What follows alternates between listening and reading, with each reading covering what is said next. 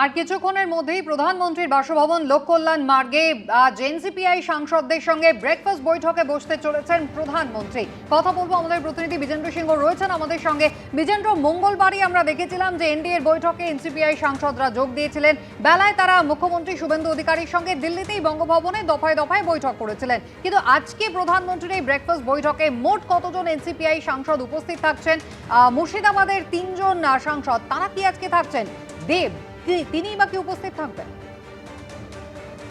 দেখো, মিটিং এর আগে যেটা সুদীপ বন্দ্যোপাধ্যায় এনসিপিআই নেতা জানিয়েছেন কি মঙ্গলবার যারা মুখ্যমন্ত্রীর সঙ্গে লাঞ্চ মিটিং করেছিলেন তারা সবাই আজকে প্রধানমন্ত্রীর সঙ্গে যখন আজকে ব্রেকফাস্ট মিটিং হতে যাচ্ছে সেখানে থাকবেন। অর্থাৎ এই 3 জন মুর্শিদাবাদের এমপিও থাকবেন এবং পরে আবু তাহেররাও জানিয়েছেন যে তারা এই মিটিং এ যাবেন। তারা যে কথাগুলো গতকাল স্বরাষ্ট্রমন্ত্রীকে বলেছেন সেটা আজকে প্রধানমন্ত্রীকে বলবেন। তাদের এলাকায় রেল প্রকল্প কিছু তারা দাবি করেছিলেন এর আগে, সেটা পূরণ হয়নি, সেটা তারা প্রধানমন্ত্রীকে জানাবেন এবং এটাকেও তারা প্রশাসনিক বৈঠক হিসাবে দেখছেন। যেভাবে মুখ্যমন্ত্রী গত মঙ্গলবার যখন তাদেরকে মিটিংয়ে ডেকেছিলেন লাঞ্চের ওপর, সেখানে তারা বঙ্গভবনে গেছিলেন এবং আজকে যখন প্রধানমন্ত্রীর অফিস থেকে তাদের কাছে ডাকা হয়েছে তারা সেই মিটিংও যাচ্ছেন। প্রশাসনিক বৈঠক হিসাবে তাদেরকে এটা ধরে নিচ্ছেন। তার সঙ্গে সঙ্গে এটাও মনে রাখতে হবে যে তারা এটাও জানাচ্ছেন প্রকাশ্যেই যে তারা এনডিএতে নন, তারা বিজেপির সঙ্গে বসবেন না। দুবার মঙ্গল মিলন হয়েছে সংসদ ভবনে, যেখানে এনসিপি এর বাকি সাংসদরা গেছেন, কিন্তু এই 3 জন যাননি। প্রকাশ্যেও তারা বলেছেন তারা কেন যাচ্ছেন না, তারা বিজেপির সঙ্গে থাকবেন না, তারা এনডিএর সঙ্গে থাকবেন না। কিন্তু প্রধানমন্ত্রী ও মুখ্যমন্ত্রী মিটিং ডাকলে সেই মিটিংগুলোতে যাবেন, আবু তাহেররা গতকালও জানিয়েছিলেন এবং আজকে তারা এই মিটিংয়ে যাচ্ছেন। যখন গত মঙ্গলবার লাঞ্চ মিটিং হয়েছিল মুখ্যমন্ত্রীর সঙ্গে, সেদিনও দেব উপস্থিত ছিলেন না, যেহেতু দেব দিল্লিতে নেই, বাইরে রয়েছেন। আজকেও দেবের থাকার সম্ভাবনা কম রয়েছে, যেটা সুদীপ বন্দ্যোপাধ্যায় জানিয়েছেন যে দেব হয়তো আজকে থাকবেন না, কিন্তু 19 জন যারা মুখ্যমন্ত্রীর সঙ্গে ব্রেকফাস্ট মিটিংয়ে ছিলেন তারা আজকে সবাই উপস্থিত থাকবেন এবং ইতিমধ্যেই তারা লোক কল্যাণ মার্গে পৌঁছে গেছেন। কিছুক্ষণের মধ্যেই ব্রেকফাস্ট মিটিং স্টার্ট হবে। বিজেন্দ্র, ধন্যবাদ। আসছে পরের খবরে। 2021 সালে তৃণমূল সরকারের আমলে রাস্তা তৈরি ও মেরামতিতে নয়ছয় হয়েছে কোটি কোটি টাকা উল্লেখ করা হয়েছে ক্যাগের রিপোর্টে। পুরনো যন্ত্রপাতি, খারাপ বিটুমিন ব্যবহার করার পাশাপাশি কিছু ঠিকাদারকে সুবিধা পাইয়ে দেওয়ার অভিযোগ করা হয়েছে এই রিপোর্টে। বর্ষা আসতেই বেহাল দশা রাস্তার, বেরিয়ে পড়েছে খানাখন্দ, যাতায়াত করতে প্রাণ ওষ্ঠাগত পথচারীদের। কিন্তু এর জন্য দায়ী কারা, তা নিয়েই এবার চাঞ্চল্যকর তথ্য উঠে এলো ক্যাগের রিপোর্টে। নিম্নমানের বিটুমিন থেকে পুরনো যন্ত্রপাতি, ঠিকাদারকে বাড়তি সুবিধা দেওয়া থেকে পরিকল্পনার অভাব। তৃণমূল সরকারের আমলে 2021 সালে রাজ্যে বিভিন্ন রাস্তা তৈরি ও মেরামতিতে এভাবেই কোটি কোটি টাকা নয়ছয় হয়েছে বলে উল্লেখ করা হয়েছে কন্ট্রোলার অ্যান্ড অডিটর জেনারেল বা ক্যাগের রিপোর্টে। তৃণমূল কংগ্রেস সরকার 2021 সাল থেকে 2025 সালের ক্যাগ রিপোর্ট প্রকাশ করেনি। ক্ষমতায় আসার পর তা বিধানসভায় পেশ করেছে রাজ্যের বিজেপি সরকার। এই রিপোর্টে বলা হয়েছে শুধুমাত্র ফুটপাত তৈরিতে নিয়ম মেনে কাজ না করায় নয়ছয় হয়েছে অন্তত 165 কোটি টাকা। 4 জায়গায় পরীক্ষামূলক তদন্ত করে দেখা গিয়েছে নিয়ম না মেনে গ্রামীণ রাস্তা তৈরি হয়েছে, যার ফলে নয়ছয় হয়েছে প্রায় 16 কোটি টাকা। এছাড়াও রাজ্যের অন্য একটি অংশের 8টি জায়গার তথ্য খতিয়ে দেখা গেছে রাস্তা তৈরিতে অপচয়ের পরিমাণ প্রায় 53 কোটি টাকা। বাঁকুড়া ডিভিশনে রাস্তা তৈরি এবং মেরামতিতে 84 কোটি টাকা খরচ নিয়ে প্রশ্ন তোলা হয়েছে ক্যাগ রিপোর্টে। তৃণমূল সরকারের অনিয়ম এবং পরিকল্পনাহীনতা নিয়ে অভিযোগ তোলা হয়েছে রিপোর্টের লাইনে লাইনে।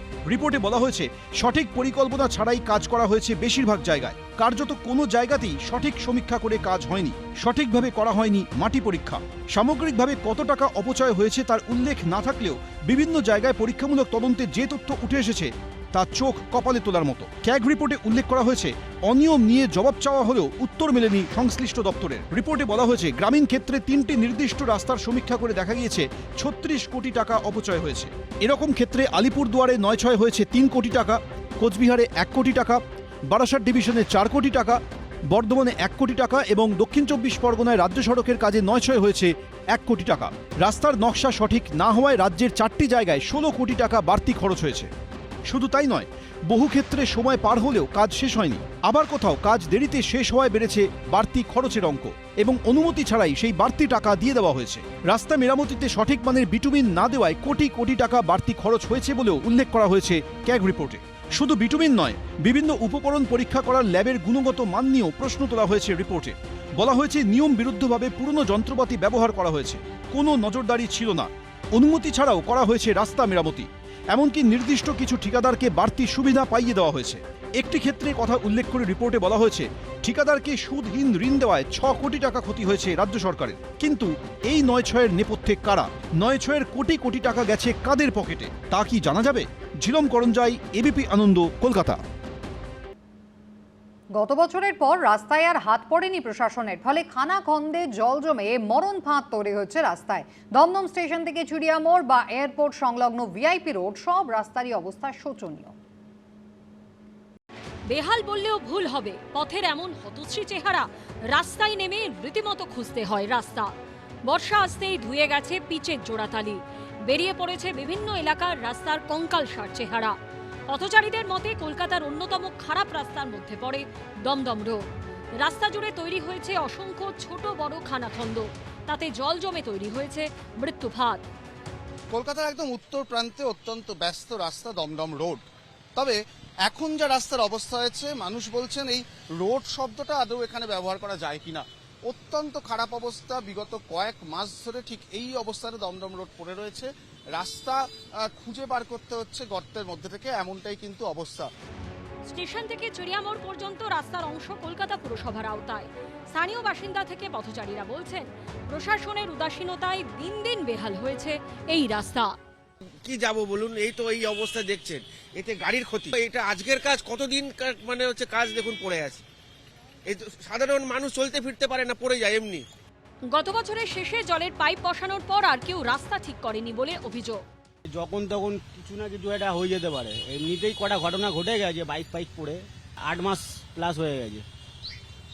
একটু যদি প্রশাসন যদি কিছু করে খুব ভালো হয়, কোনো দায়িত্বই নিচ্ছে না। বেহাল পথের ছবি ধরা পড়েছে ভিআইপি রোডের এয়ারপোর্ট সংলগ্ন থানায়। ঝাঁ চকচকে কলকাতা এয়ারপোর্টে নেমে প্রথম যে রাস্তা ধরতে হবে সেটিই বেহাল। দাঁত নখ বেরিয়ে থাকা রাস্তায় নিরাপদে গন্তব্যে পৌঁছানোই বড় চ্যালেঞ্জ। এখনো পর্যন্ত এই রাস্তায় কোনো রকমভাবেই কিন্তু কাজ শুরু হয়নি। তার ফলে ভাঙা রাস্তা নিয়েই কিন্তু কলকাতা এয়ারপোর্টের সামনের অংশটা মানুষ মুখোমুখি হচ্ছেন। অন্যান্য যারা সাধারণভাবে যাতায়াত করেন তারা তো আছেই, কিন্তু এয়ারপোর্টে নেমে শহরের দিকে যেতে গেলে প্রথমেই এই খারাপ রাস্তার ওপর দিয়েই যেতে হচ্ছে। বর্ষায় বেহাল সল্টলেকের একাধিক রাস্তা, যেমন লাবণী আবাসন সংলগ্ন দত্তাবাদ রোড। সল্টলেকে ঢোকা বেরোনোর জন্য অত্যন্ত গুরুত্বপূর্ণ এই রাস্তায় কিন্তু তাপ্পির পর তাপ্পি পড়তে পড়তে হারিয়ে গিয়েছে আসল পথ। এতে এলাকার বাসিন্দাদের অভিযোগ, শেষ কবে এই রাস্তাটা ভালো দেখেছেন তাদের মনে পড়ে না। কখনো কখনো প্যাচ ওয়ার্ক হয়, কিন্তু রাস্তাটাকে যে ঠিক করে সারানো সেটা হয় না। তার ফলে বিভিন্ন সময়ে কোথাও স্টোন চিপ পাথর বেরিয়ে এসছে, কোথাও বড় বড় গর্ত তৈরি হয়েছে। রাস্তাটা তুলনামূলক সরু হওয়ায় কোনোভাবেই সেই গর্ত বাঁচিয়ে যাওয়া পর্যন্ত সম্ভব হচ্ছে না। সার্বিকভাবে এই রাস্তা কিন্তু দুঃস্বপ্নের মতন হয়ে দাঁড়িয়েছে এখানকার যারা যাতায়াত করছেন তাদের জন্য। তার কারণ সল্টলেকের এই যে রাস্তা দত্তাবাদ রোড, সেখানে সল্টলেক থেকে ঢোকা এবং বেরোনোর জন্য অত্যন্ত জরুরি। তাই এই রাস্তাকে বাদ দিয়ে চলাও সম্ভব হয় না অনেকেরই। जाने आने में रास्ता का 10-15 मिनट 20 मिनट एक्स्ट्रा लग जाता है, क्योंकि इतना खराब रास्ता, गाड़ी का खराबी और होता है। मतलब इतना प्रॉब्लमेटिक है, कितना साल से रिपेयर होगा, उसके 2-3 दिन बाद से वापस टूट जाते हैं। क्या तो आप उसको सीमेंटेड करिए, रिपेयर अच्छा से करवाइए, but no one is responsible here. Government should take action and repair the road as soon as possible. এতে প্রচুর ক্ষতি হচ্ছে, আমাদের প্রচুর ক্ষতি হচ্ছে, গাড়ি তো খারাপ হচ্ছে, সকালগুলো ফেল হয়ে যাচ্ছে। ঢালাই ব্রিজ হয়ে বাইপাসের দিকে যাবার অত্যন্ত গুরুত্বপূর্ণ রাস্তা গড়িয়া স্টেশন রোড স্থায়ী মেরামতি হয়নি অনেক দিন। এখানেও সেই জোড়া তাপ্পির অভিযোগ। একদিকে গড়িয়া স্টেশন, অন্যদিকে নিউ গড়িয়া মেট্রো স্টেশন, তারই মাঝের এই রাস্তা জুড়ে যাচ্ছে ঢালাই ব্রিজের দিকে, আর তার অবস্থা এরকমই করুন। নিত্যযাত্রী থেকে শুরু করে যারা যানবাহন চালান তাদের অবস্থা একেবারে তথৈবচ। রাস্তার এরকম করুণ পরিস্থিতি আজ থেকে নয়, বছর ঘুরেছে, বদল হয়েছে সরকারেরও, কিন্তু রাস্তার পরিস্থিতি বদলায়নি। কালো পিচের রাস্তায় বেরিয়ে এসেছে তাপ্পি দেওয়া ইট পাথর, চলছে প্রাণ হাতে পথ চলা। 3 কিলোমিটার মতো পুরো এরকমই খারাপ রাস্তা। ওইদিকে তো ব্রিজ হচ্ছে, আরো খারাপ রাস্তা। মানে রাস্তা ভালো ছিল, ব্রিজের জন্য মাটি ফাটি খুঁড়ে হ্যান ত্যান করে, মানে কি বলবো, এখনো রিপেয়ার তো কিছুই না, ব্রিজটাও তৈরি হয়নি। রাস্তা নিয়ে মাননীয় মুখ্যমন্ত্রী পরিষ্কারভাবে বলে দিয়েছেন, যেখানে যেখানে রাস্তা খুব খারাপ সেখানে আমরা রাস্তা বানিয়ে দেবো। রাস্তা 3 লেভেলের হয়, একদম first level and second level আমরা বানিয়ে দেবো। ওপরের লেভেল যে বিটুমেন লেয়ার হয় সেটা বর্ষাকালের পরে হবে, কিন্তু কোনো রাস্তা এমন থাকবে না যে প্রচণ্ড খারাপ অ্যাক্সিডেন্ট হচ্ছে আর আমরা বানিয়ে দিচ্ছি না, সেটা হবে না। আর উনি ডেডলাইনও দিয়েছেন, 10ই সেপ্টেম্বরের মধ্যে দিতে বলেছেন। ভুক্তভোগীরা চান রাস্তা নিয়ে কোনো কাদা ছোড়াছড়ি নয়, সমাধান হোক স্থায়ী। অরিত্রিক ভট্টাচার্য ও ঐশী মুখোপাধ্যায়ের রিপোর্ট, এবিপি আনন্দ, কলকাতা। এবিপি আনন্দ, এগিয়ে থাকে, এগিয়ে রাখে।